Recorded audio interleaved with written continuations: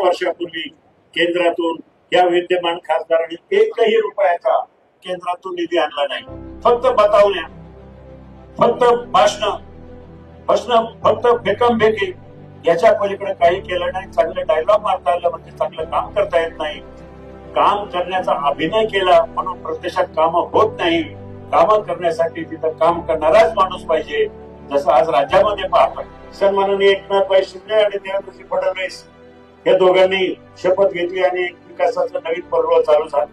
या 15 महिन्याच्या काळामध्ये, 18 महिन्याच्या काळामध्ये नंतर अजितदादा आमचे राष्ट्रीय नेते या तिघांनी मला ताकद दिली आणि मतदारसंघामध्ये जवळजवळ 15 महिन्यामध्ये 1,500 कोटी रुपयाची विकास कामं करू शकलो. ही माझ्या ठिकाणं हे खूप मोठी अभिमानाची गोष्ट आहे. खासदार नाही, पद नाही, पण सरकारनं ताकद दिली. 1.5 वर्षाच्या काळामध्ये म्हणजे या सरकारच्या माध्यमातून 450 ग्रामपंचायतीला निधी देऊ शकलो.